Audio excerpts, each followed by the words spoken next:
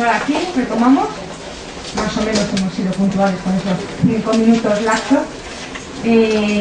Seguimos con la segunda mesa en la que vamos a hablar de otros contextos. Vamos a hablar del contexto del psicólogo cuando se encuentra en el Instituto Anatómico Forense y se llegan los supervivientes del suicidio. ¿Cómo manejamos la culpa? Esta ponencia correrá a cargo de doña Lourdes Fernández.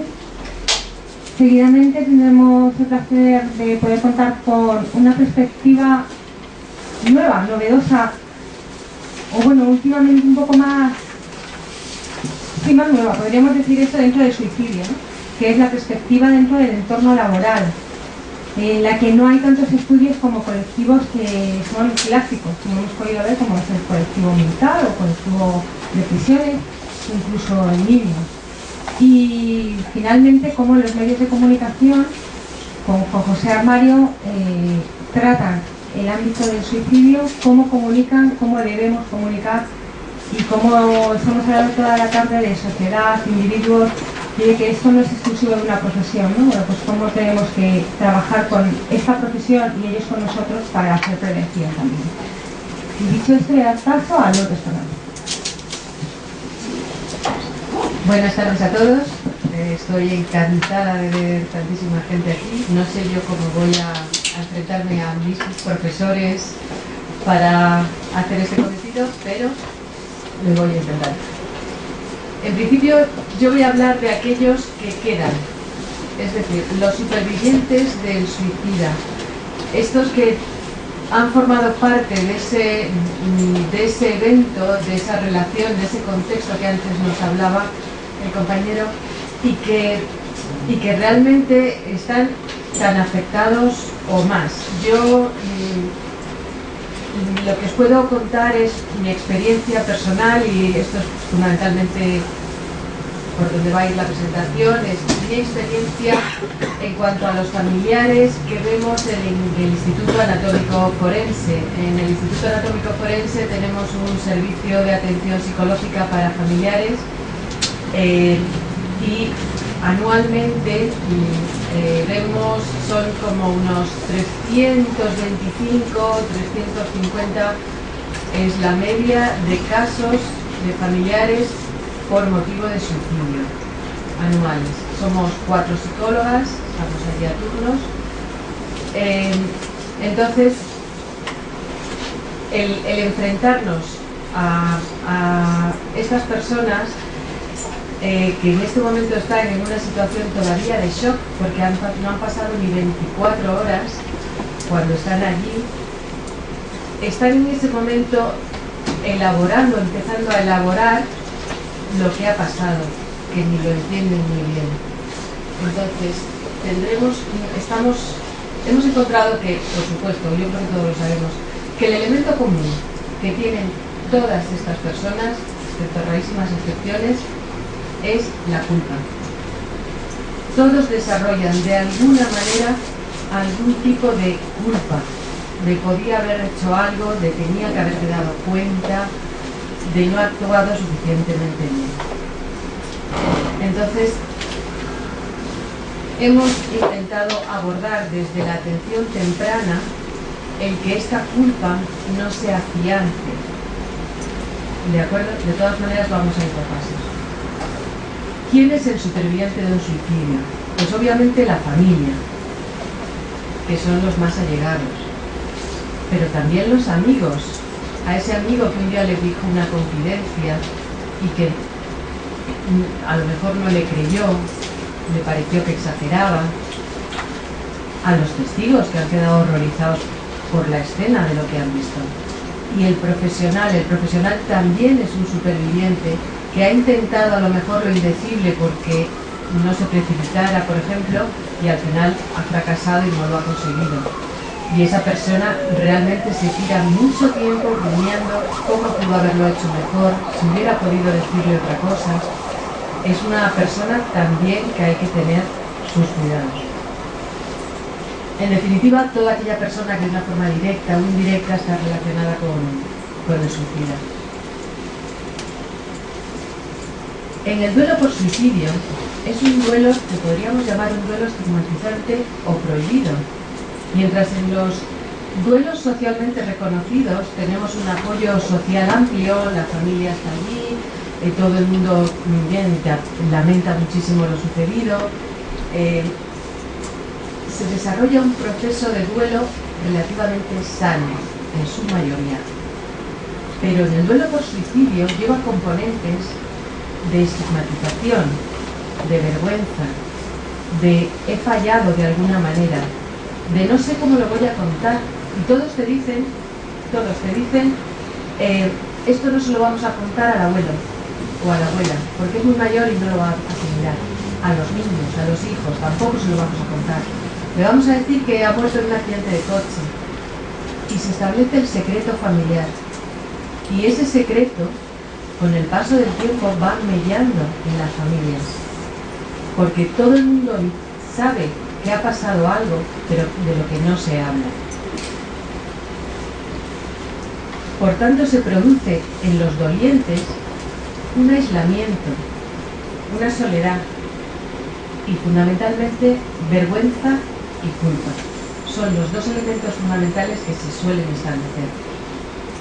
Por eso yo en la transparencia pongo que mientras que lo otro tiene flores en el cementerio y demás, aquí ponemos un cerradito por defunción y sin más explicación. ¿Y qué es la culpa? Pues eso, que el peor juez somos nosotros mismos. Cuando creemos que hemos fallado algún deber personal, autoimpuesto, algo que creemos que tendríamos que haber, que era nuestra obligación, y fallamos, o creemos que hemos fallado en esto, generamos culpa. Ya sea bien por acción, hemos hecho algo, o por omisión. No me di cuenta, no hice, debía haber hecho. En cualquiera de los casos se establece culpa, sensación de tengo que reparar el daño. La función de la culpa es esta, autorregularnos y reparar el daño. Cuando realmente hemos hecho un daño y sentimos culpa, genial, porque nos impulsa a reparar, fenomenal, porque pedimos perdón a la persona que le hemos hecho daño, en fin. Pero cuando esta culpa es infundada, realmente no tiene una base sólida donde cimentarse, lo que solemos hacer a partir de ese momento es o una inhibición o una sobreactuación. Es decir, empezamos entonces a fijarnos, a estar en permanente estado de alerta para ver cualquier detalle de nuestro alrededor que nos pueda preparar o prevenir de que pueda suceder otra vez lo que nosotros tememos, o todo lo contrario, pues yo no digo nada. Ya no vuelvo a decir nunca más nada, porque cuando dije aquello, se suicidó. Normalmente, ante la culpa, las conductas habituales, cuando tenemos sentimientos de culpa, suele ir por autorreproches y acusaciones. Esto, vamos, es lo primero. O sea, me reprocho cuánto hice y cuánto dejé de hacer. Empieza a buscar la búsqueda de por qué. ¿Por qué lo ha hecho? ¿Por qué me ha dejado? ¿Cómo ha sido capaz? Y buscar el por qué. ¿Dónde ha estado? ¿En qué momento ha habido un punto de inflexión? ¿Por qué? Cuando alguien fallece, y sobre todo en circunstancias así, digamos, inesperadas, normalmente necesitamos encontrar una causa. Tiene que haber un causante. Ahora mismo estamos viendo con el accidente del tren de Santiago, que empezamos a analizar y se encuentran 35 causas, porque las personas necesitamos, para comprender lo que ha pasado, que exista una causa. Pero ¿qué pasa cuando la causa no es externa? Yo no puedo echarle la culpa al maquinista, al tren no. Pues obviamente vuelco los ojos para mí misma y la culpa ha sido mía. Entonces he sido yo que he fallado. Se produce un deterioro de las relaciones. Empiezan los reproches mutuos. No hay, yo creo, un duelo más reprochante que el de mutuamente y que tenga más conflictos que cuando ha habido un suicidio. Las personas están en una situación de contención, pero hay un momento que brota y Dios mío, el rosario de la aurora. Empiezan los unos y los otros, porque tú le dijiste, porque yo le dije, porque tú fuiste un mal padre, porque el día que tal, pues con la vida que tú le has dado. En definitiva, se deterioran todas las relaciones del sistema familiar en el momento en que más cohesión es necesaria, en el momento en que hace falta que todos estén más unidos, se rompen. Tienes sensaciones de remordimiento, de angustia, de tensión, ansiedad, abatimiento. Por supuesto, deterioro del autoconcepto. He sido una mala madre, he sido un mal amigo, he sido un mal padre. Vergüenza. ¿Qué van a pensar los demás de mí? Que yo soy un mal padre, que no he sabido cuidar a mis hijos. Lo más importante es cuidar a un hijo y yo no he sabido. O he sido un mal amigo, en fin. La esposa. Mi marido no me quería lo bastante, yo no le quise lo bastante por eso. O sea, se cuestionan todo. Y cuestiones de rol. Por supuesto, esto variará de unas personas a otras. Hay personas que lo llevan muy hondo y muy serio y entonces sí que pueden desarrollar grandes duelos patológicos, y otras personas con una capacidad de resiliencia mayor y por tanto también de entender pues, ciertas cosas, la vida y demás. Entonces va a depender de cosas como la personalidad de cada uno, el nivel de empatía, la atribución interna que hacemos de todo, educación, experiencias, de mil cosas, de lo que hablé la tarde anterior. Cuando tú ves a una persona en el anatómico forense que nosotros ya sabemos que ha sido por suicidio, yo cuando vi la cara de esta chica dije, tiene la cara de los que vienen allí. Tú sabes que ha sido por suicidio, a veces sin saberlo. De hecho, de primeras yo nunca lo sé. Yo me acerco a la familia y les pregunto la causa del fallecimiento, porque en muchos casos hasta a mí mismo me lo niegan. Ha sido un accidente, no sabemos, ha debido de caerse, perdió el equilibrio, en fin, te pueden decir cosas de estas. Pero la persona que se está teniendo sensación de culpa normalmente tiene una postura de contención, como si estuviera conteniendo la respiración.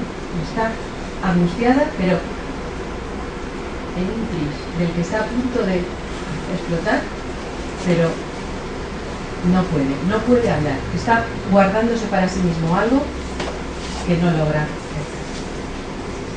Todos tienen todos estos pensamientos. Si no fuera culpable no me sentiría así, tenía que haberme dado cuenta, podría haberlo evitado, he sido una mala madre, que pensarán de mí, ¿por qué me ha hecho esto? Bueno, el por qué me ha hecho esto, es decir, la rabia contra el fallecido y el enfado contra el fallecido se lleva fatal, porque claro, imaginaros que acaba de pasarle todo esto y encima yo siento un sentimiento de enfado, de ira hacia el muerto. Y dices, por Dios, ¿cómo puedo estar enfadado con mi hijo que acaba de...? No lo conciben y entonces se reprimen ese enfado. Él no era lo bastante importante para él. Esto también es una constante. Si lo ha hecho, yo no era lo bastante importante como para retenerle aquí. Y si me hubiera discutido con él o lo que sea, ¿no? Normalmente en el grupo familiar suele haber, como decíamos antes, por sus características, suele haber una persona mucho más afectada que las demás. Tenía una mayor implicación con esa persona y por tanto se siente más responsable. La negación y la ocultación son los pilares que tienen el duelo por suicidio y que suele llevar a duelos patológicos en alguna de las personas. Entonces, nuestra estrategia en la intervención temprana, fundamentalmente, evitar que se fijen esas ideaciones de culpa. En el momento en que nosotros llegamos, que es a las 24 horas, todavía esa culpa no está fijada. La persona se está haciendo preguntas, pero todavía no se las ha, digamos, respondido, sino que sigue en ese autocuestionamiento y realmente lo que está buscando es que alguien, de alguna forma, se lo rebata le quite ese malestar. Pero no le vale con, no mujer, no, pero ¿cómo vas a haber sido tú? Eso no vale. Eso no sirve más que para que se callen y no te lo cuenten, porque van a mantener el silencio dado que no les comprendes. Por tanto, nuestras funciones van a ser, primero, empatizar con la situación de la persona, ponernos en su lugar e intentar que entienda que nosotros somos el vehículo que le entiende. Normalizar todos esos pensamientos, todas esas emociones que está sintiendo en ese momento, normalizarlo. Y hacer una gran reestructuración cognitiva. Suelen tener distorsiones cognitivas habituales, suelen ser, pues esto, una magnificación de algo muy pequeño hacen algo que fue muy grande. De una discusión tonta, aquello fue el motivo desencadenante. Etiquetación, anticipación, personalización, autoexigencias, todo nada. Este es el tipo de distorsiones cognitivas que suelen desarrollar. ¿Qué acciones vamos a seguir? Yo me acerco a la persona. ¿Por qué? Porque si yo espero a demanda que la persona se acerque a mí, la realidad es que no lo va a hacer hasta que el malestar psicológico sea muy alto, realmente ya esté instaurada la culpa, y entonces ya lo que requiere realmente son el porrón de sesiones para, digamos, desarraigar esa culpa que ya ha cogido fuerza. Por tanto, yo me voy a acercar porque sé que la persona no se va a acercar a mí, no va a demandar, de primeras, no va a demandar el servicio del psicólogo. Sin embargo, después he de decir que no han pasado ni 3 minutos, están, digamos, lo aceptan muy bien. No voy a decir que están encantados, pero sí lo aceptan estupendamente. Empatizas, normalizas, haces escucha activa, hasta que te conviertas en la persona en que pueden confiar esas culpas que estaban callando. Abrirle la visión del túnel, por supuesto, porque he sido yo, tenía que haber sido, no hay más opción que he sido yo. Las explicaciones profesionales. Las explicaciones profesionales es uno de los armas más poderosas que podemos tener. Las personas que un familiar ha cometido suicidio desconocen prácticamente todo relacionado con el tema suicidio. Nada, no saben nada, ni de la depresión, ni los trastornos límite, ni la esquizofrenia. Son 3 patologías muy habituales en las que suele haber se desencadena un suicidio, ¿no? Pues no tienen ni idea, muchos de ellos no conocen nada de la enfermedad. Hay muchas personas que ni siquiera están diagnosticadas. Sin embargo, cuando te empiezan a hablar de ese familiar y te empiezan a contar cómo era y qué cosas hacía y con lo desesperada que tenía la familia por A o por B, a uno se le van abriendo los ojos y dices, me estás contando el DSM-4. O sea, punto por punto. Y esta persona jamás ha sido diagnosticada de ninguna de... Depresiones suelen estar más diagnosticadas porque son mucho más evidentes. Pero los trastornos límite, por ejemplo, prácticamente ninguno, muy pocos. Diagnosticados en sí, poquísimos. Y sin embargo, cuando te cuentan cómo era la persona, qué cosas hacía, todo era blanco y negro, siempre era todo muy extremado, sus emociones, su control de impulsos, las parejas de elección que tenía, todo ese tipo de cosas, y tú también no me estás leyendo el cuadro de una persona con un trastorno límite. Desconocen totalmente esto, pero en cambio cuando ellos empiezan a relatarte y entonces tú les comentas, claro, y a lo mejor además también era así y asao, entonces empiezan a creerte y empiezan a confiar, porque dicen, me entiende y sabe de lo que habla.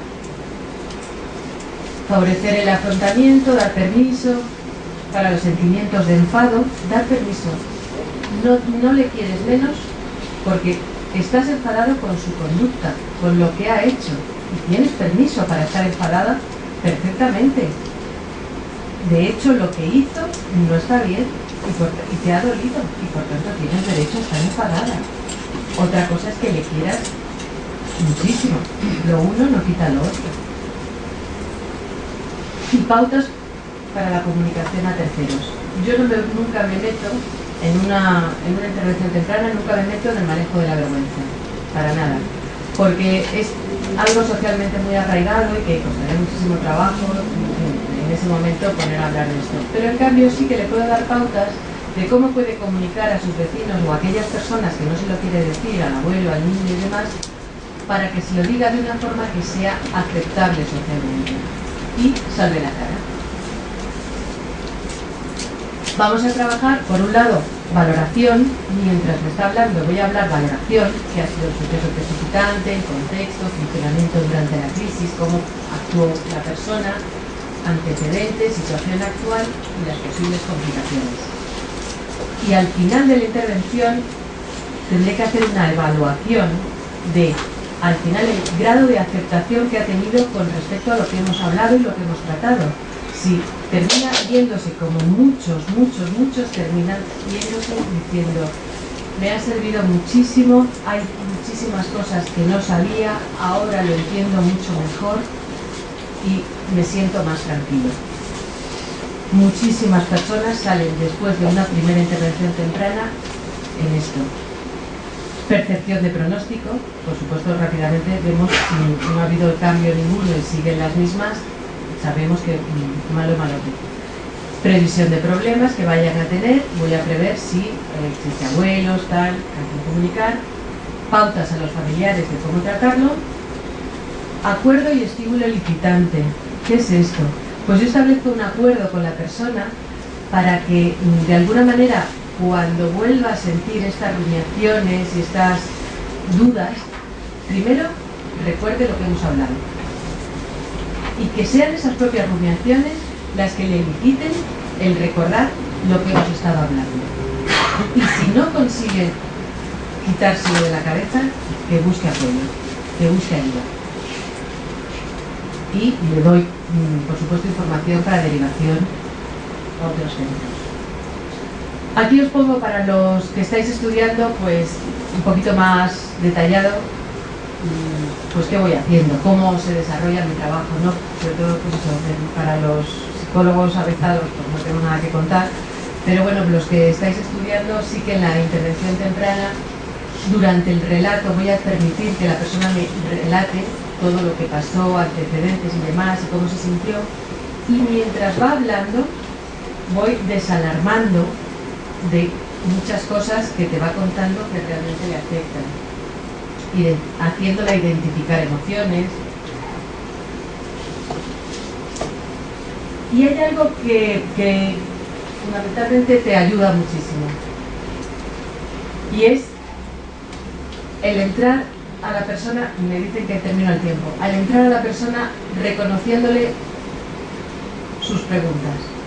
Es posible que en este momento te estés sintiendo que te preguntes si tal o cual o esto o aquello. Esto hace que inmediatamente bajen las defensas y te diga, efectivamente, esto es lo que es. Si no se lo dices, no te lo va a decir. Si tú no haces un primer reconocimiento de, ¿cabe la posibilidad? ¿Es posible? A lo mejor te estás preguntando si hubieras podido hacer otra cosa y tal. En ese momento te mira como bruja espiritista, ¿sabes algo que yo no sé? Entonces me lees el pensamiento, o sea, lo que dices, me lees el pensamiento y entonces se abre y te lo deja. ¿De acuerdo? Después vamos a hacer reestructuración cognitiva. Aquí no descubro nada de cómo se hace reestructuración cognitiva, utilizando las técnicas actuales de intención paradójica, pruebas de realidad, etc. Y en definitiva, en la intervención temprana, en mi opinión es algo realmente valioso, porque conseguimos que antes de que la semilla germine, la quitamos del medio. ¿Vale? Bueno, y daros las gracias.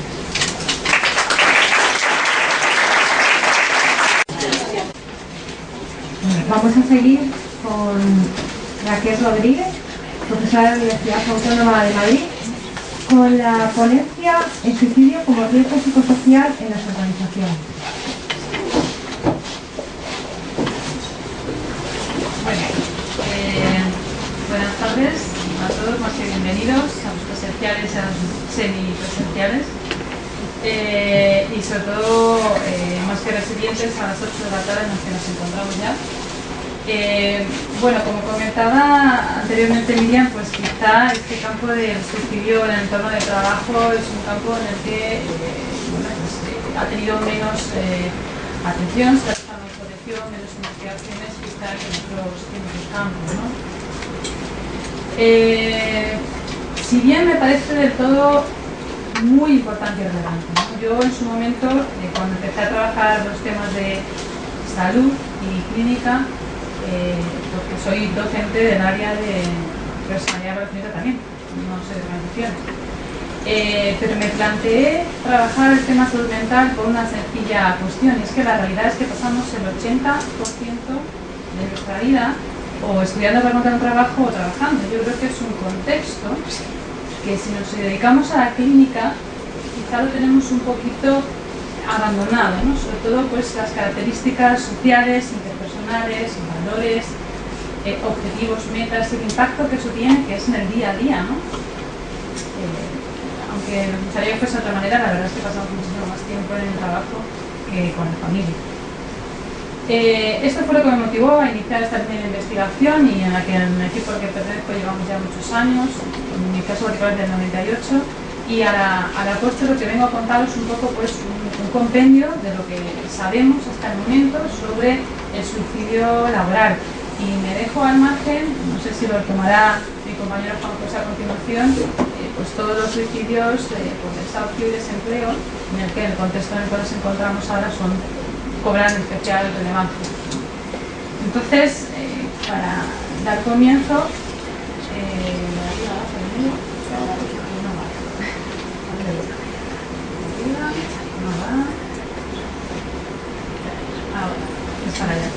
fenomenal. Bueno, partimos de un primer problema, ¿no? El primer problema en el que nos encontramos es el suicidio. El suicidio, ¿en qué momento podemos hablar que el suicidio es laboral? Hay un problema a la hora de establecer la causa, que la persona se suicida por razones competentes vinculadas con su trabajo, ¿no? Y establecer eso ya de por sí es un problema, sobre todo cuando hablamos de todo lo que es el estigma y el silencio que está alrededor de este evento, ¿no? Entonces partimos desde ahí, con lo cual muchos de los datos que tenemos oficiales tenemos que compensar seriamente en qué medida este dato, que ya de por sí es reducido con respecto a lo normal, ¿no? Porque lo normal se relaciona con un accidente de tráfico, un accidente en el hogar, ¿no? Pues ahora imaginaros cómo y hasta qué punto además vincularlo con que ha sido motivado por el contexto tan difícil y problemático del trabajo, ¿no? Por tanto, los números oficiales son mucho menores de lo que muy probablemente sea la realidad y lo que quiero un poco mostrar. A pesar de eso, lo que sabemos es que es la segunda causa de mortandad en hombres de 25 a 34 años, según los últimos datos del estudio realizado en la Unión Europea de la encuesta sobre calidad de vida en el trabajo, ¿vale? Y que tiene un constante aumento en las cifras de prevalencia desde el año 1992.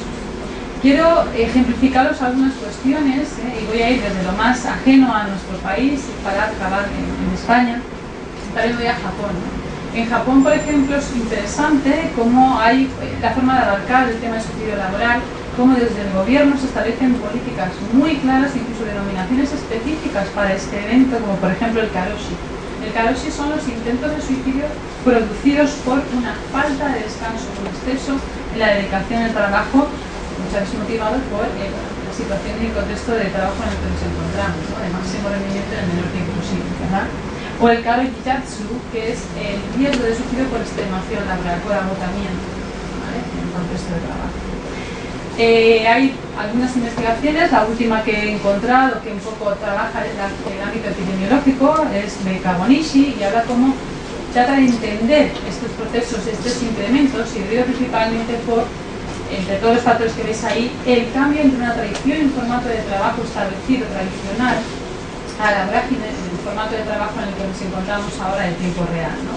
y de todo para ayer, como podríamos decir, ¿verdad?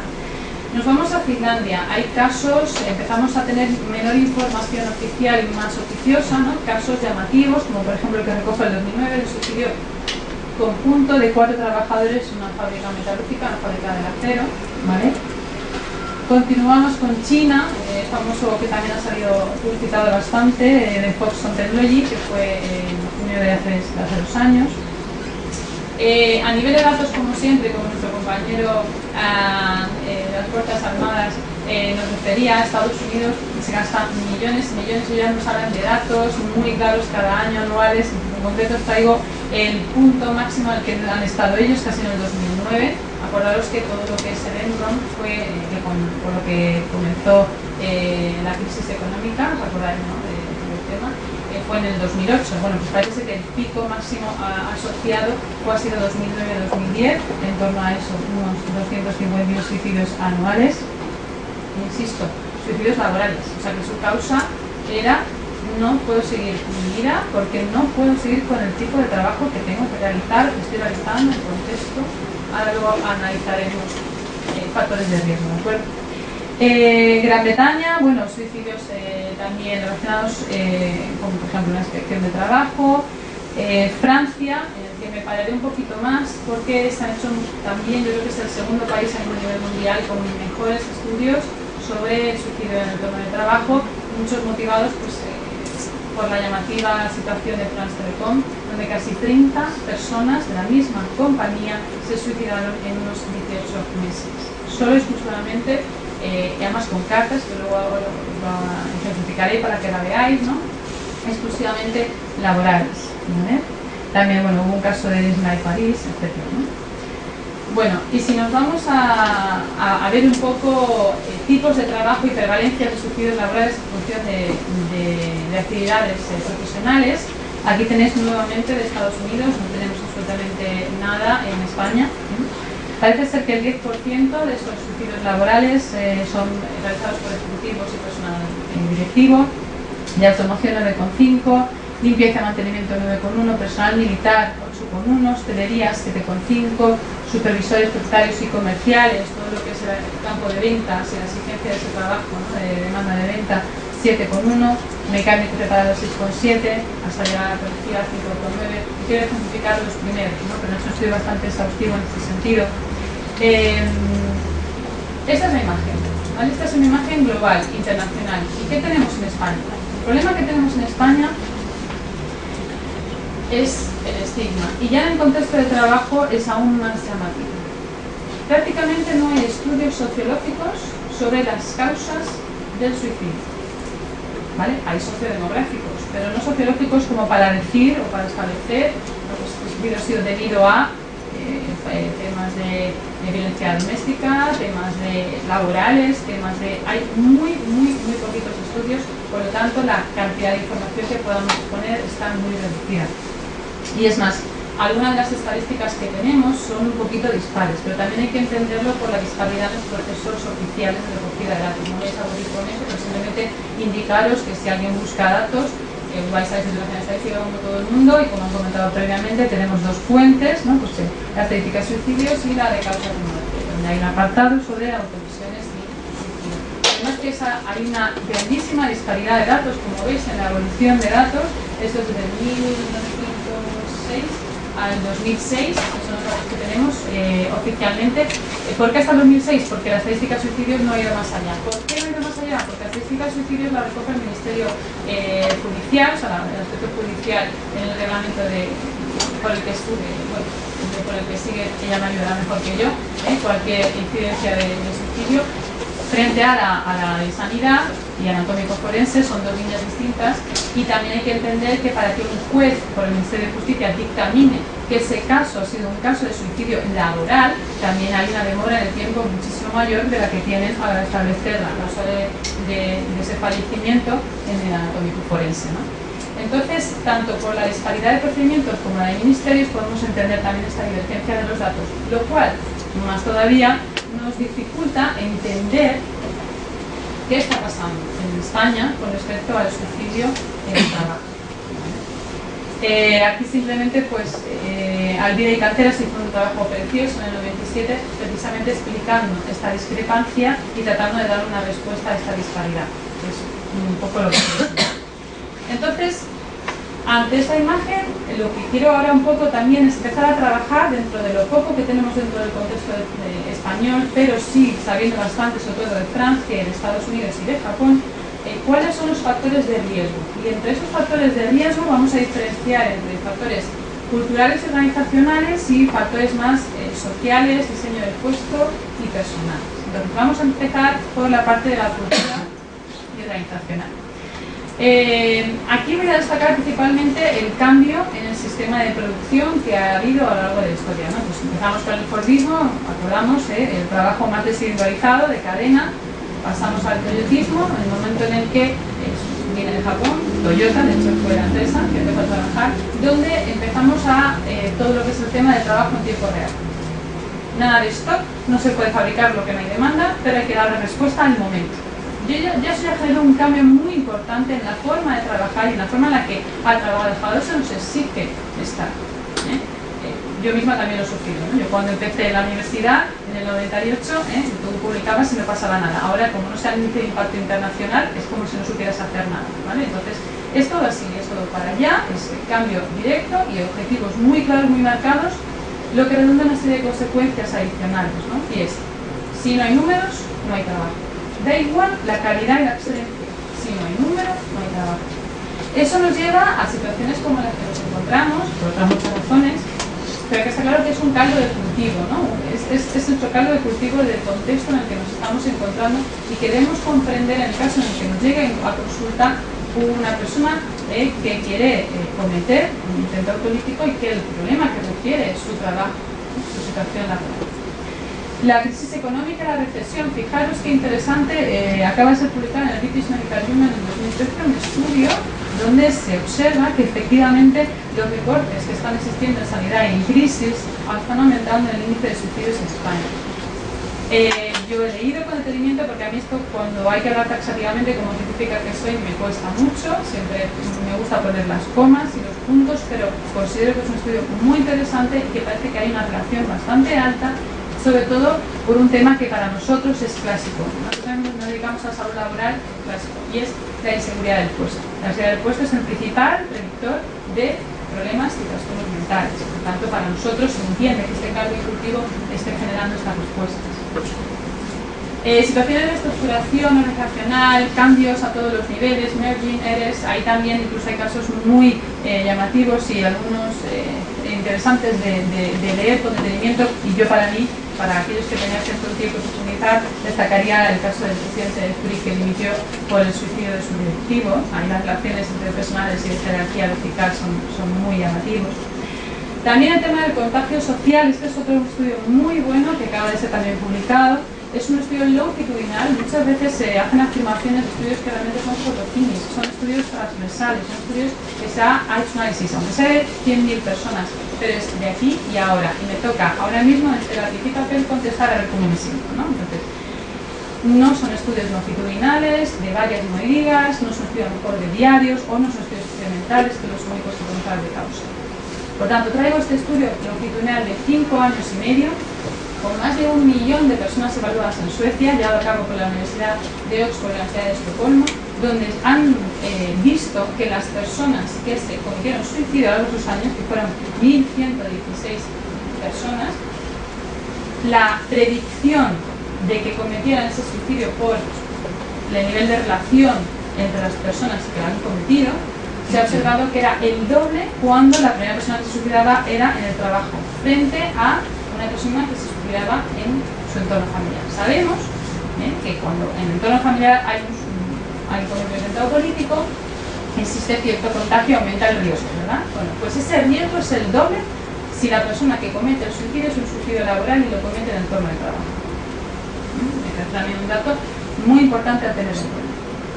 Adicionalmente, bueno, pues algo que ya he introducido, ¿no? Este paradigma cortoplacista, ¿no? de para ayer, el trabajo solamente se mide por el dato, por lo que llegamos, esa presión laboral, ese incremento de la competitividad, y también remarcaría esa ausencia de valores, esa designificación de la persona sobre todo como nosotros como psicólogos que sabemos que el trabajo nos realiza y en muchos casos se convierte en la identidad de nosotros mismos. Yo creo que como psicólogos además somos un cuerpo, una profesión en riesgo, ¿no? Porque es una profesión muy vocacional, se convierte en una parte de una identidad personal muy significativa en esa situación. Tengo algunos extractos de noticias que me parecen muy interesantes. Dejadme que os cuente, por ejemplo, acordaros, casi 30 personas en France Telecom. Michel decía, en su carta de despido, decía lo siguiente: me suicido a causa de France Telecom. Es la única causa de mi muerte voluntaria. No hay otra más. No puedo más con las urgencias permanentes, el trabajo excesivo, la ausencia de formación, la desorganización total de la empresa. Los directivos practican el management del terror. Esa manera de trabajo ha desorganizado mi vida y me ha perturbado. Me he convertido en una ruina, un desecho humano. Prefiero acabar y poner fin a mi vida. Creo que eso da mucho campo de comprensión de lo que estamos hablando. Personal, no me voy a parar, porque yo creo que bueno, es un poco bastante, cualquier estudio que veáis siempre lo resumen. Está claro que hay factores ciertos, factores biológicos, hipertensión arterial, inducción a serotonina y cefalorraquídeo, algunas de las cuestiones que ya he comentado, ¿no? Pues que haya ocurrido previamente en el entorno familiar, un duelo, un reciente divorcio, ciertos rasgos de personalidad, ha comentado mi compañera límite, pues también social, ¿verdad? Que lo recogerían, pero nos vamos a ir a lo que nos compete, que es la parte más social y del diseño del puesto. Aquí vemos, por ejemplo, factores claros de riesgo. Los turnos rotatorios. Los turnos rotatorios, que se hace hoy bastante uso y abuso de los mismos, se sabe desde hace muchísimo, tienen una alteración muy clara de los ritmos circadianos. Por tanto, la capacidad de la persona para manejar su día a día. Afecta los niveles de vitalidad, de energía, la capacidad de toma de decisión, cualquiera de las características cognitivas, en el que no existe un apropiado periodo de descanso. Pues igualmente, los incrementos de las jornadas laborales, donde uno tiene que hacer trabajo de 4 y 5, en el contexto de crisis en el que nos encontramos, ¿verdad? Además, existe una ausencia de reforzadores positivos, incluso ya no solo verbales, sino por supuesto socioeconómicos. Hay que hacer el trabajo de 5 con la mitad de sueldo. Sobrecarga laboral, menor autonomía en la toma de decisiones, se ha jerarquizado muchísimo más. O sea, llevamos muchísimos años las personas que trabajamos en el entorno de salud laboral diciendo, por favor, la sobrecarga, el estrés, creo que lo han comentado, ¿verdad? Alguna vez, puede ser positivo, sí. Puede ser muchísima sobrecarga de trabajo, sí. ¿Cuándo tenemos problemas? Cuando mi capacidad de control está mermada, cuando mi autonomía está mermada. Y ese es el problema que estamos viendo ahora, que hay sobrecarga y encima no hay capacidad ni de control, ni de decisión, ni de autonomía. Y eso es justo el factor de riesgo más negativo, por tanto ya del estrés, ¿no?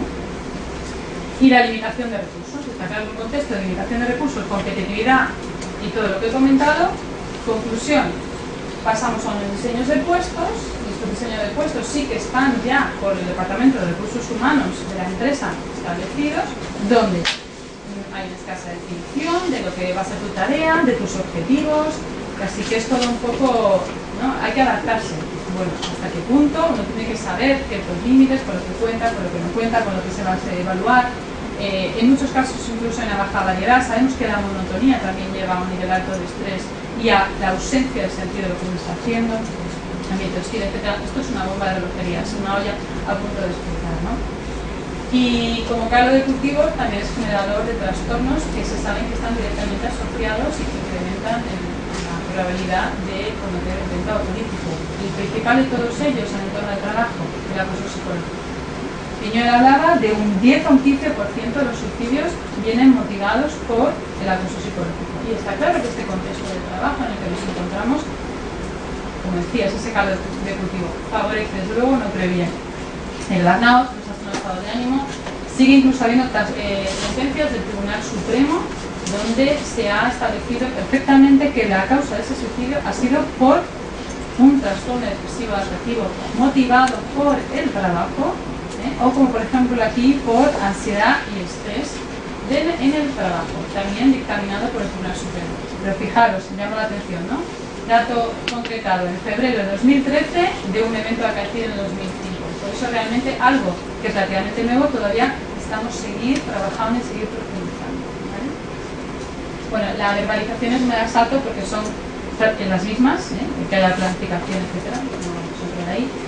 La prevención del riesgo, y con esto termino, lo que se está haciendo, bueno, en Francia, que quizá como os he dicho es uno de los países con mayores problemas, sí que hay bastante más concienciación y clases de prevención, ¿vale?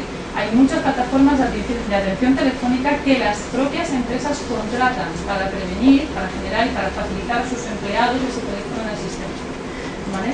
Hay una empresa, por ejemplo, que trabaja mucho, que es SIA, que también está haciendo bastante colaboraciones con empresas en España, de las pocas, ¿vale? El problema que tenemos en nuestro país es que hay mucha falta de concienciación de la salud en el trabajo, como un tema de intervención clínica e intervención de salud, ¿vale?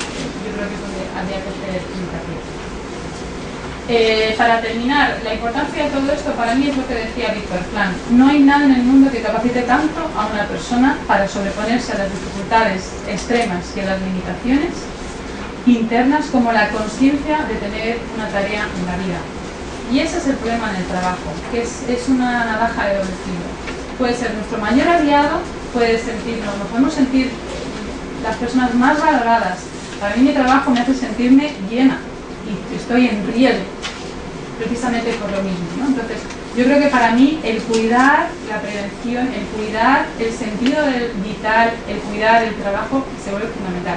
Y más aún, si me permites un segundito, cuando acabamos de conocer este verano, lo digo porque a mí me llama la atención, una investigadora de Estados Unidos, Barbara Fredrickson, que lleva muchos años trabajando sobre el tema de sentido de la vida, emociones positivas. Llevamos, como comentaban mis anteriores compañeros, mucho tiempo hablando de qué es el bienestar y qué no es. Bueno, efectivamente se han traído dos tradiciones que llamamos hedónica, hedonismo, y la eudaimónica, que se centra en lo que es el sentido de la vida, ¿no? A mí me encanta porque este estudio que habrá que replicar, ¿verdad? Y habrá que confirmar, pero lo que ha obtenido esta mujer es que la expresión genética de personas que puntúan significativamente alto en bienestar hedónico versus bienestar eudaimónico es totalmente distinta. Las personas con bienestar hedónico son personas, la que es viva el placer, ¿vale? Cuando siempre pensamos, son personas que parece ser que la carga genética es principalmente alta, ¿vale? En infección inflamatoria y baja en anticuerpos y antivirales. Y justo lo contrario encontramos en personas que puntúan significativamente alto, gente con alto propósito en la vida, alto sentido vital, sentido que también da este trabajo. Justo lo contrario, bajo en carga genética inflamatoria, alto en carga genética antiviral de anticuerpos. Para mí creo que esto es lo importante y para mí por acabar por la parte positiva y es buscar programas de prevención, que los hay, me he quedado súper corta, yo la transparencia las tenéis, ahí tengo trabajado un poco algunas de las técnicas que solemos hacer en prevención, porque además es mi campo, la parte de psicología positiva en las organizaciones, de cómo trabajar tanto a nivel personal como profesional, pero bueno, lo dejamos para otra ocasión y muchas gracias.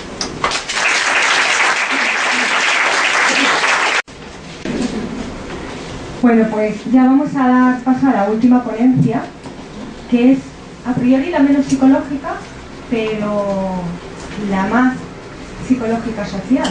Llevamos toda la tarde hablando de psicosocial y por fin vamos a incluir a la sociedad a través de los medios de comunicación, ¿no? Y para ello tenemos la presencia de Toblerone pone Juan José Armario, pero a él le gusta que le llamen Juan. ¿Vale? Su cel, ¿vale? Se identifica como Juanjo. Así que nada, damos paso a la parte de la psicología y los medios de comunicación. Bueno, buenas tardes. Sí, decía que soy un tipo raro, debe ser el único Juan José que le gusta que llamen Juanjo, pero bueno.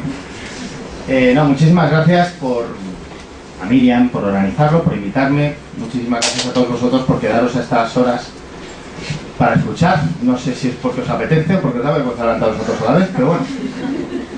Vamos a intentar que esto sea cortito y que sea lo más... que no sea muy coñazo. No, básicamente no debe ser. Yo simplemente quiero hacer un apunte. Cuando Raquel estaba hablando de las causas, de los suicidios laborales, en fin, de todo esto, cuando he dicho las causas de riesgo, los factores de riesgo, creo que en 2 o 3 años nos hemos quedado sin sociedad. Porque todos, absolutamente todos, tenemos sufrimos esas causas de riesgo, y si ya somos autónomos, pues ya ni te cuento. Yo directamente de aquí, efectivamente, me voy al viaducto y me tiro. Es por dar una nota moral, una realidad que es verdad, ¿no?, a la que nos estamos enfrentando. Bien, pone aquí que soy experto en sucesos. No soy experto en nada porque soy periodista. Es decir, soy una persona que habla de todo sin saber de nada. Los periodistas normalmente tenemos que informar. Para ello, tenemos que recoger todos los datos y además nos tenemos que rodear de gente que sí sabe. Esto es la teoría. La realidad, y lo sabéis, y hay muchas frases que lo dicen, que no dejes que la realidad te jorobe una buena noticia, ¿no? Aquí todo el mundo, todos sois del mundo de la psicología, o hay alguien del mundo de la comunicación. Bien, perfecto. Pues no pasa nada, no. Lo que vengo a decirle hoy es interesante. Desde mi punto de vista, yo no soy un experto en esto. Sencillamente soy un periodista que pues lleva ya 18 años pateando las calles y teniendo que torear con toda clase de situaciones para las que no he sido preparado. Siempre mismo estudiamos psicología, pero psicología de la comunicación. Básicamente vas aprendiendo conforme vas haciendo las cosas. Bien, no me quiero alargar porque es verdad que vamos muy deprisa. Antes de nada, de lo que quiero hablar es dar una pequeña visión, unas pinceladas de lo que supone el mundo. Bueno, ya da igual que sea el suicidio, ¿vale? Porque no quiero juntarlo todo, pero para los medios de comunicación, lamentablemente, para muchos medios de comunicación, no para todos, ni para todos los periodistas, ¿vale? Me vais a permitir que en una intervención tan corta de 20 minutos diga muchas cosas que merecerían un análisis superior. Pero bueno, como no hay tiempo, pues es lo que vamos a decir. ¿Se trata o no se trata los medios de comunicación? Normalmente los medios de comunicación, como decimos aquí, good news, no news. Es decir, una buena noticia nunca es noticia. No es así, siempre hay muchas buenas noticias que sí que son noticias, ¿no? Pero efectivamente, digamos que vende otro tipo de cuestiones, otro tipo de noticias, es lo que venden los medios de comunicación, ¿no? Muchas veces se oculta en los medios. No es que se oculte porque se quiera ocultar, se oculta sencillamente porque no tiene interés. No tiene interés de quién se ha suicidado. Ese es el problema. No que siempre y lo vamos a ver, ¿no? Se está hablando de efecto llamada, de que los medios, no sé hasta qué punto, y no sé quién lo ha dicho, y no sé si es bueno o no, porque yo aquí no vengo a aseverar ni a decir verdades como puños, sino me voy a plantear dudas, ¿no? Las mismas que yo tengo como profesional y que probablemente la gente que ve la tele, escucha la radio y lee los periódicos también las tiene. No sabemos quién dijo que los suicidios se deben, y no sé si es bueno, se deben ocultar o no, ¿no? Eso también es verdad que está cambiando, y está cambiando en general el tratamiento de los sucesos, ¿no? Hay que ser poco crítico o poco consumidor, no hace falta ser un gran consumidor de medios de comunicación, ni leer los periódicos mucho, ni escuchar la radio, y sobre todo, ver la televisión para darnos cuenta de que los sucesos venden, ¿no? Bien, antes que nada sí que quiero hablar un poquito de la diferencia de los medios, rápidamente, y 4 pinceladas, ¿no? Porque es verdad que no tienen nada que ver unos medios con otros, no tiene nada que ver ni la radio con la prensa, ni la radio y la prensa con la televisión. Bueno, efectivamente la televisión es imágenes, competencias, espectáculo, la radio es conversación, es compañía, es persuasión, la prensa escrita es análisis, es información con datos y también opinión. La prensa digital es urgencia, renovación permanente de noticias, comentario a vuelta de pluma, como se dice, ¿no? Y las redes sociales ya son el cajón desastre donde todo cabe. Bien, quiero decir esto porque todos estos son medios de comunicación que hay que tener muy en cuenta.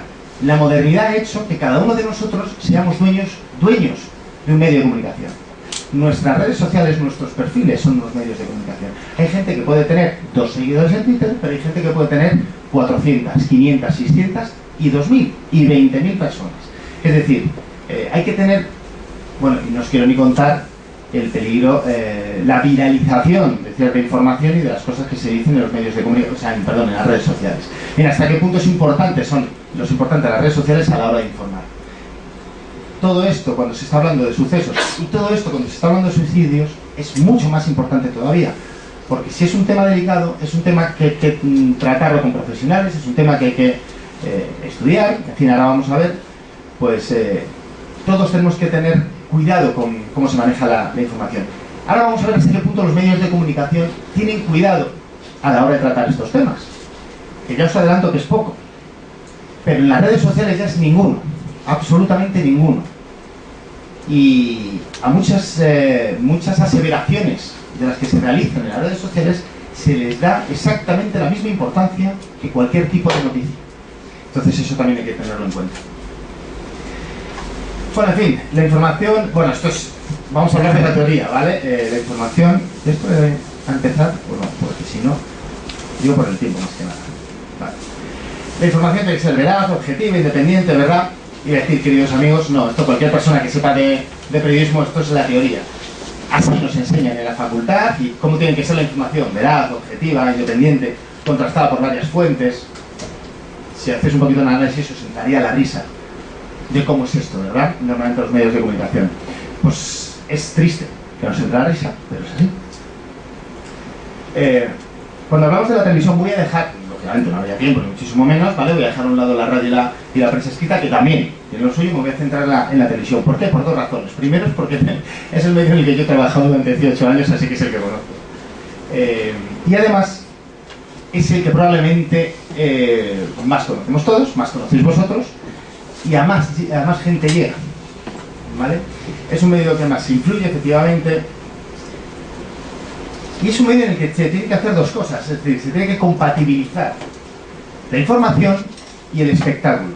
Y digo bien, información y espectáculo. ¿Hasta qué punto la información es información o es un espectáculo? Bien, la guerra de las audiencias hace que muchas veces no exista esa línea, esa delgada línea, o esa frontera, ¿no? Se diluya. La lucha permanente por la audiencia les lleva a veces a sacrificar el rigor, muchas veces son pocas.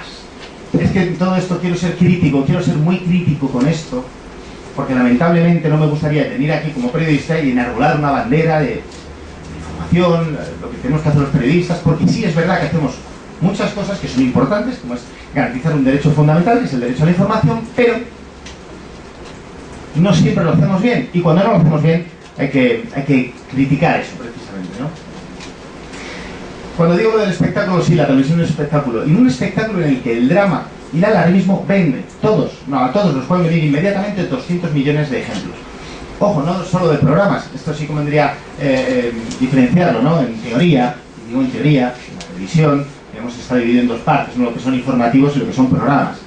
El conjunto entero no deja de ser, a ver cómo lo explicaría, la televisión no deja de ser un circo en el que hay de todo, están sus payasos, sus domadores, sus cosas, está muy bien, y eso es una cosa.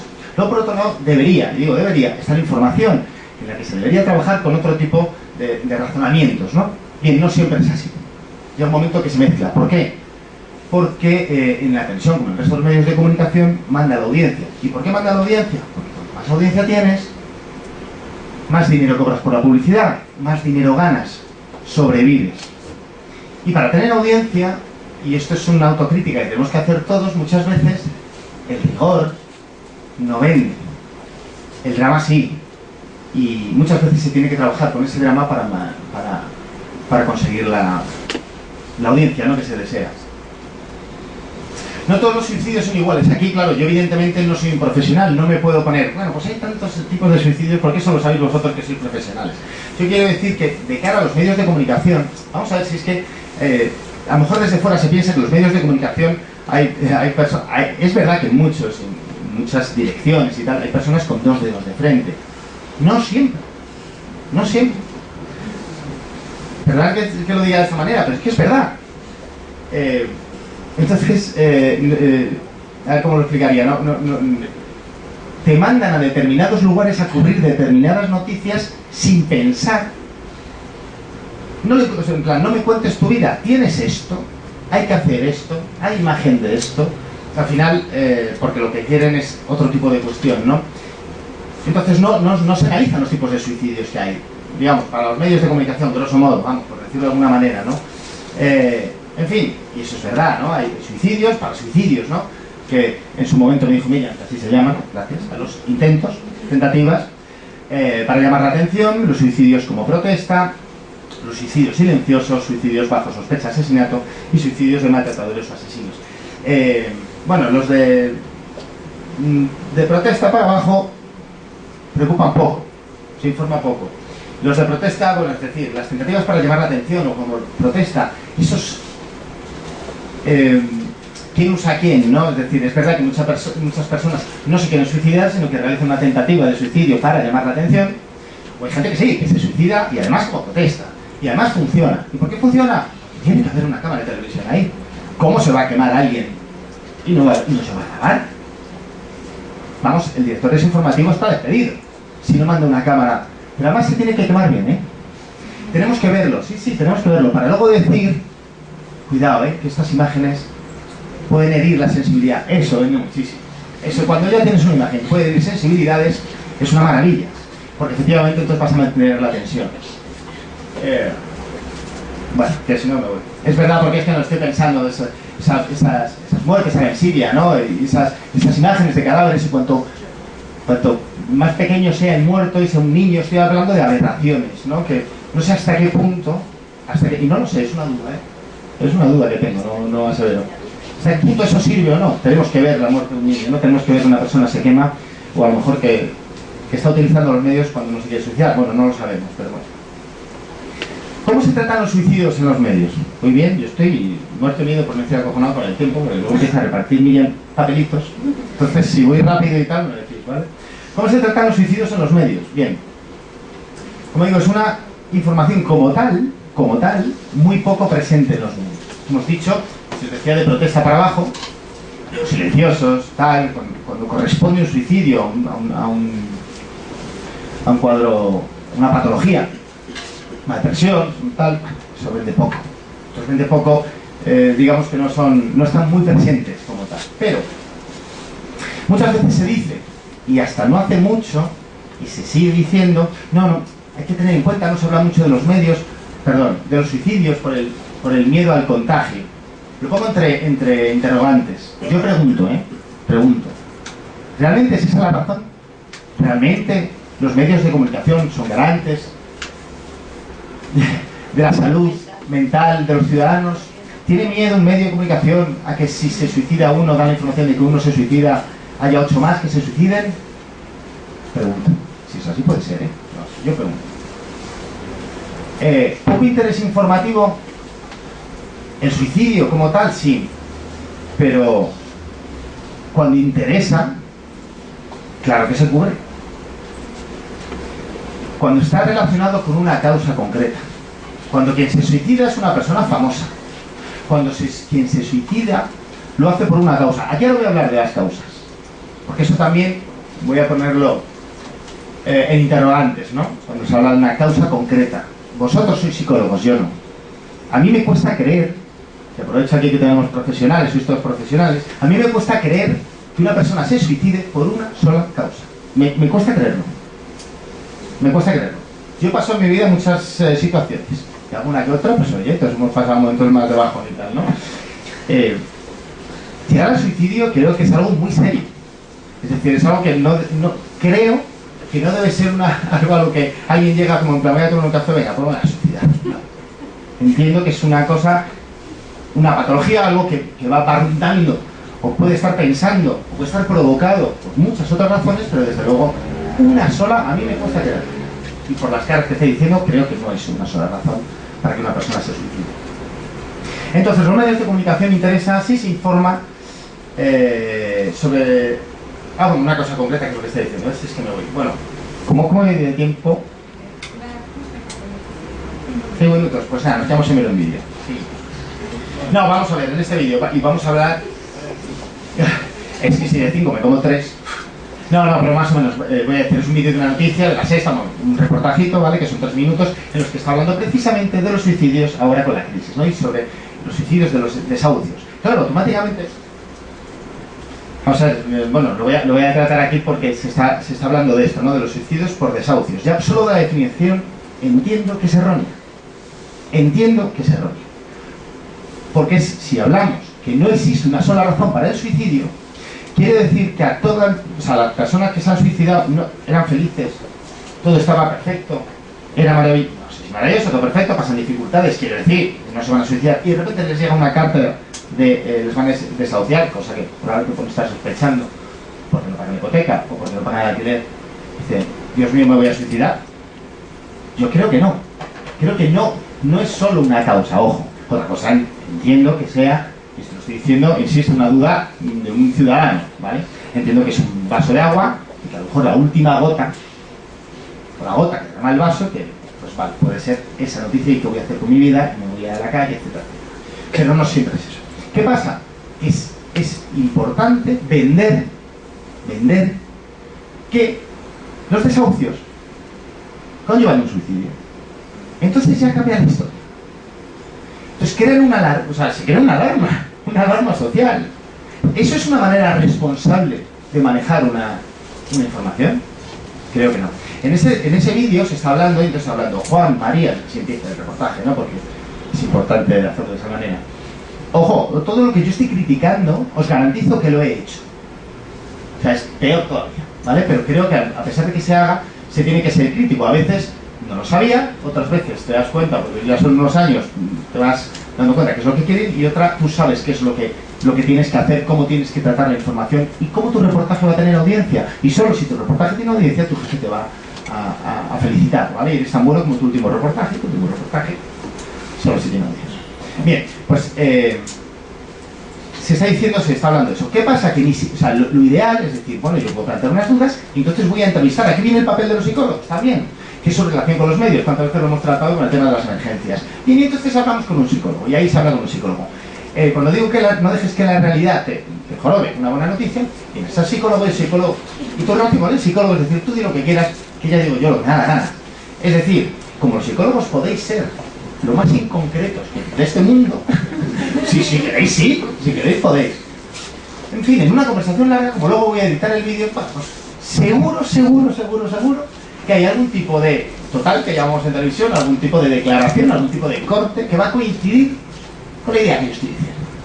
Luego si lo analizas, probablemente el psicólogo no está diciendo eso, no está diciendo que efectivamente hay desahucios, entonces, ¿no? Pero bueno, así se tratan los suicidios, de acuerdo a los medios de comunicación. Luego se entrevista a un psicólogo si cabe, porque si no, a testigos, a vecinos, es decir, grandes profesionales del suicidio, de acuerdo, que analizan las causas, porque ellos saben por qué está suicidado esa persona, como son los vecinos. Poca presencia de expertos, es así. Y nunca faltan nuestros queridos amigos, los todólogos. ¿Quiénes son los todólogos? Los todólogos son... Perdona, es que no quiero quitar seriedad al tema, pero sí quería hacerlo un poquito ameno, porque es que si no nos morimos en esto. Los todólogos son los contertulios. La mayoría de los contertulios suelen ser periodistas, que siguen hablando de todo sin saber de nada, ¿no? Esto es peligroso. O sea, en el fondo de todo esto pueden hacer unas risas y vale, muy bien, pero esto es grave. Esto es grave. Y esos todólogos son los que luego encima opinan, como expertos, sobre una realidad que ya, o sea, si de origen viene errónea, no te quiero ni contar luego en análisis. Al final, y lamentablemente, todo va a quedar envuelto en lo que interesa. ¿Qué interesa al medio? La realidad política o económica de este país. Y si interesa que con los desahucios hay suicidios, con los desahucios hay suicidios. Y ya está. Vaya labor la de los medios de comunicación. Bien, análisis superficial, bueno. Herramientas de cobertura, bueno, esto lo voy a pasar porque ya son 2 minutos, de verdad. Lectura de sucesos, no descartar conclusiones ni hacer... esto es lo que se debería hacer, ¿de acuerdo? Es que estoy buscando... vale, esto es. Tratar el tema de la... vamos a ver, así es como se hace, ¿cómo se debería hacer? Bueno, pues tratar el tema. Ojo, esto no deja de ser una opinión. Lamentablemente en los medios de comunicación no tenemos pautas de acción. No la tenemos con el maravilloso mundo de las emergencias, tampoco las tenemos con el mundo de los suicidios. Esto es una pena, desde la Asociación de la Prensa se debería hacer, trabajar con el Colegio de Psicólogos en muchísimos aspectos que no se trabaja y se debería trabajar, porque debería haber unas pautas que deberíamos seguir los periodistas, o al menos deberían los directivos seguir, ¿no?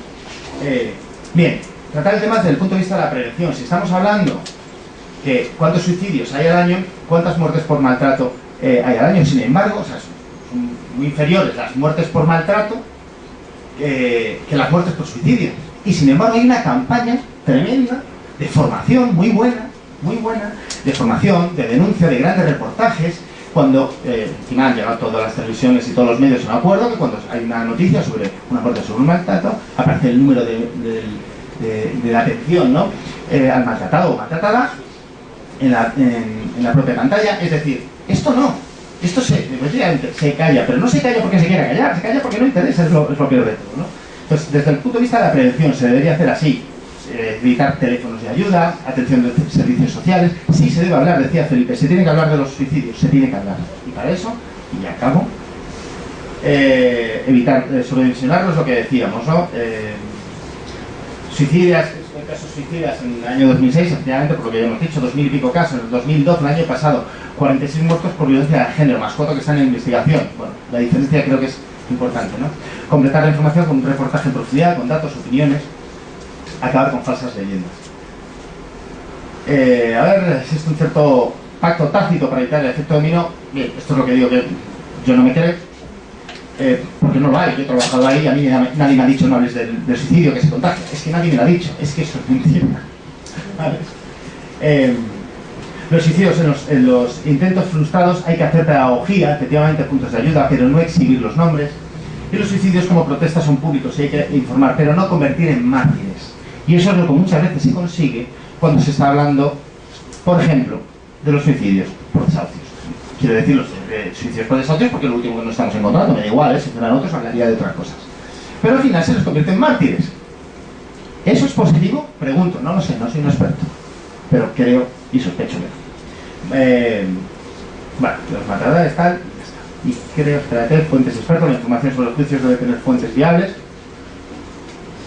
no el vecino, no el tocar rápido, no tal, la inmediatez de la noticia hace que no hagas, no puedas hacer bien tu trabajo aunque quieras, porque lo tienes que hacer ya, no hay expertos, no hay tal.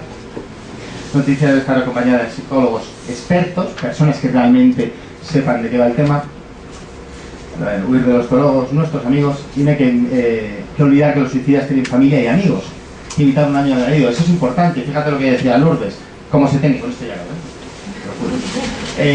Lourdes está hablando de cómo trata con las familias, cómo, en fin, pues bueno, muchas de esos familiares, algunos, se van a dar cuenta o van a recibir la noticia a través de un medio de comunicación. No te quiero ni contar.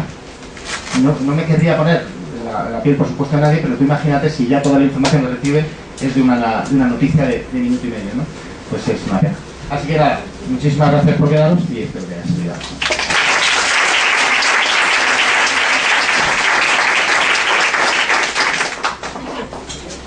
Bueno, por ahí preguntan el vídeo, ¿vale? Lo dejo aquí, que eso descargue que quiera. Lo dejamos y os lo enviamos. Si queréis, si Juanjo nos lo permite, después del turno de preguntas ponemos el vídeo y concluimos. Y así no nos quedamos nadie con la duda, ¿vale? Donde abrimos turno de preguntas, tanto para los que estáis aquí como aquellos que nos han seguido a través de videoconferencia. A través de videoconferencia ya tenemos algunas preguntas.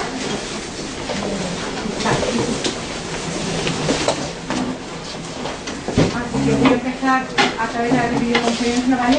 María, no te vayas. Es que así te ven, Felipe, Ignacio, aquí. Os vais a ver que ponéis el profe, como nosotros un equipo de fútbol, pero para que os vean. No, vete aquí. No, vete aquí, para que os vean a todos. Es que no cabe nada. Pues hay una pregunta para María Yela, que es ¿cómo se retribuye a estos internos de apoyo? Estábamos comentando que se forma a internos que puedan a su vez acompañar durante las 24 horas, a veces no son 24 horas, y hay varios y demás. La retribución, hay un catálogo de beneficios. Mucha gente lo equivoca con las salidas de permiso y demás, y las salidas de permiso no son beneficios penitenciarios, pero sí que es verdad que reciben, por una parte esto es voluntario absolutamente, reciben unos cursos, se les forma, se les informa luego favorablemente si son personas responsables para todo este otro tipo de pasos de la libertad, de permisos y demás, y sí se les refuerza con ese tipo de beneficios del catálogo, vis a vis extras, llamadas telefónicas extras, etc. Y yo sobre todo siempre creo que el mayor refuerzo es que ellos maduran, aportan, aprenden muchísimo, ¿no? Y eso, en el fondo, es a lo que nos dedicamos, a que desde el primer día sean agentes vivos de salud de otros, aporten, vayan preparando la vida en la comunidad. Y antes, claro, es que después de iros a vosotros tendríamos que volver a dar charla, porque yo he aprendido mucho escuchándoos de todo, de la comunidad, de la culpa también, que a veces un psicólogo siente cuando, entre comillas, se le suicida un interno, que no se le suicida, pero en fin, el tema de actitudes también laborales que tendríamos desde nuestra casa, desde el colegio de psicólogos, que aprender, ¿no? Pero bien, pues no, el tiempo no da para más, pero ha sido una reflexión, yo creo. Gracias, María. A ver, esta pregunta es para Felipe. ¿Dónde desarrollaron el programa en sus colegios, comunidades, edades de colectivo?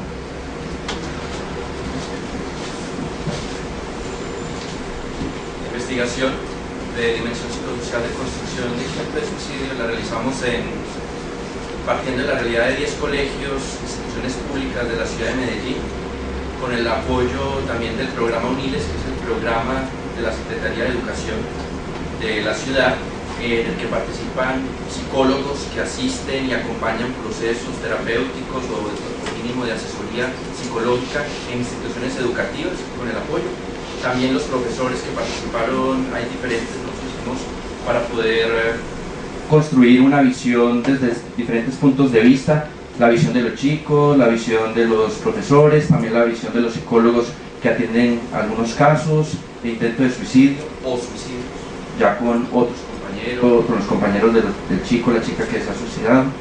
Edades de los chicos entre los 11 y 17 años que hayan tenido un evento de intento de suicidio al menos en los últimos 2 años. Algunos tenían más eventos de suicidio, eventos de intento de suicidio. Algunos tenían 4, 5 y algunas personas, algunos de los chicos tenían más que esto. Eso es más el perfil de la población y quienes participaron en este trabajo. Muchas gracias. A ver, Isabel María Benítez nos pregunta a todos los miembros de la mesa, y por extensión también a los que estáis aquí, ¿vale? Si conocemos a alguno de los ponentes, pues ya os he trasladado yo, la guía el día después del suicidio de una familia o allegado, y si es así, ¿cómo la valoramos? Yo personalmente tengo que decir que yo no la he leído. Entonces, no sé si alguno de los que estáis aquí la habéis leído y podéis hacer una valoración. Ninguno, ¿no? Vale, pues como ninguno la hemos leído, lo que sí vamos a hacer es buscarla y entonces le podremos dar una respuesta y podremos además comentarla entre todos, ¿vale? Porque esta guía concretamente ninguno la conocemos. Y esta última pregunta a través de los compañeros que están detrás de las cámaras en su ordenador es para Lourdes. Y nos dice que si hay algún número de teléfono de atención al suicida, además del teléfono de la esperanza. Pues la verdad que existen muchas asociaciones, que se dedican a, sobre todo, teléfonos de escucha. Aquí en Madrid tenemos una muy conocida y que probablemente, bueno, no sé si hay algún representante aquí, que es Humanizar, que es un teléfono de escucha que atiende tanto a las personas en riesgo de suicidio como a sus familiares después en apoyo al duelo.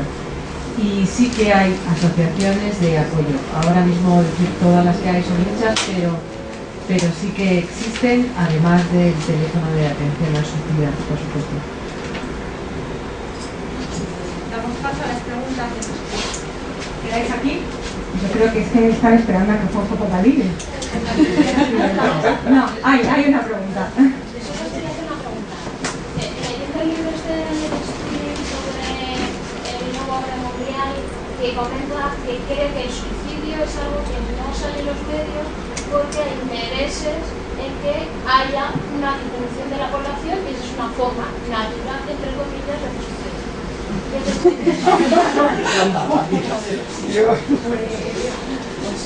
Yo digo que en los medios de comunicación con plozo y masónicos no hay. O sea, ese interés de que tal por parte de los medios existe. Te garantizo que si se puede sacar ese interés de utilizar ese, puede ser así, puede ser un poquito más serio en mis asociaciones. Si interesa el suicidio, Claro. Una selección natural, ¿no? Es para Juanjo. Yo creo que el tema no tiene solución. La noticia o desde hace mucho tiempo, porque es verdad que desde el primero de periodismo se enseña que solo es noticia la mala noticia y que las buenas noticias solo es noticia si viene a solucionar una mala noticia anterior. Pero yo creo que el tema no tiene arreglo, pero no ya por los medios ni por los periodistas. Si el problema yo creo que es el cliente. O sea, es que la noticia es un producto de mercado y la noticia sale con arreglo al cliente y según qué prensa o según qué programa o según qué periódico saca la noticia como la quiere su cliente y ojo, como no la saque como la quiere su cliente, porque el cliente se cambia a la competencia. Entonces yo creo que sinceramente el problema no tiene solución, simplemente que bueno, pues está ahí y sí, que hay unos planteamientos que has puesto de los que quieran oír ese tipo de noticias. Una noticia preventiva, una noticia más clínica, una noticia... Pero el que no quiera escuchar esa noticia, apaga y se va a otra noticia. Seguro hay, no sé, veréis vosotros el documental de la 2 de ayer, del domingo, perdón. Sois más expertos. Perfecto, efectivamente. Muy bien. Vamos a ver, estoy contigo. No quiero echar la culpa al espectador solo. Efectivamente, es una culpa de ambos, de espectadores y de medios de comunicación. Solo diré que no hay nada más democrático, insisto, me voy a centrar en la televisión, ¿vale? Probablemente también en la radio y en la prensa. No hay nada más democrático que la tele.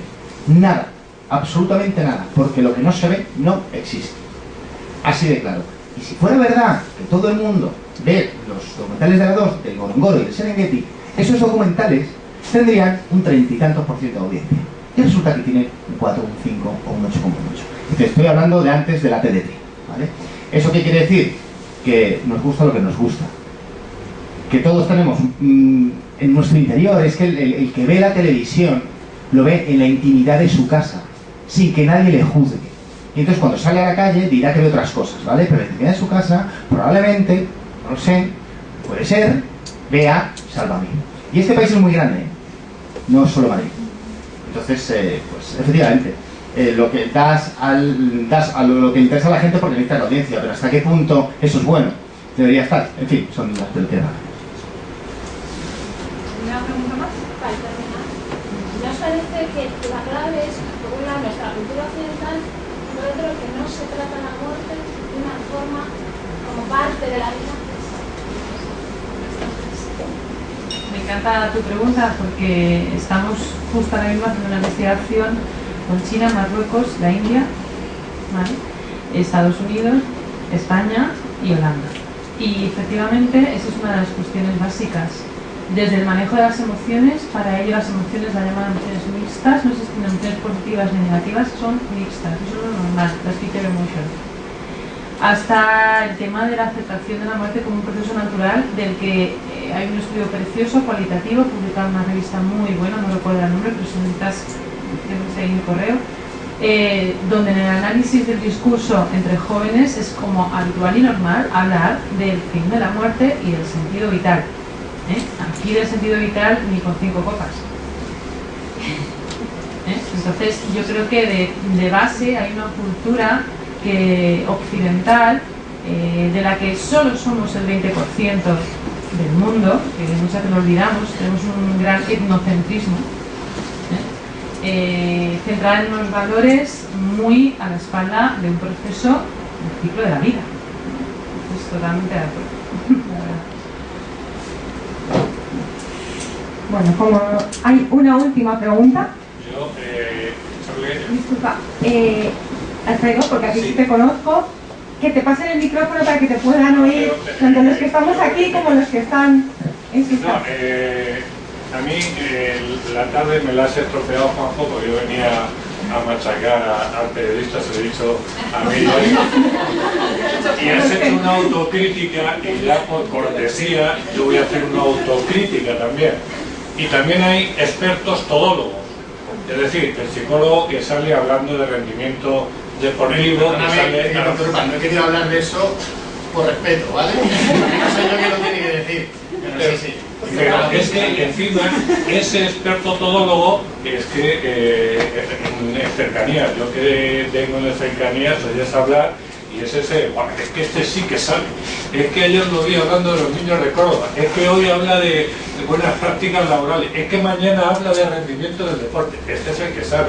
El que entiende un poco ve que el mensaje no llega a ningún lado, esto pasa, pero en fin, dice lo que quiere escuchar y estoy completamente de acuerdo. Yo participo en algunos simulacros de emergencia como observador y siempre he hecho en falta que participe un equipo de prensa para tratar cómo se trata una emergencia, para que vean cómo se maneja una emergencia desde dentro y que tengan ese conocimiento, igual que periodistas en deporte, periodistas económicos y demás.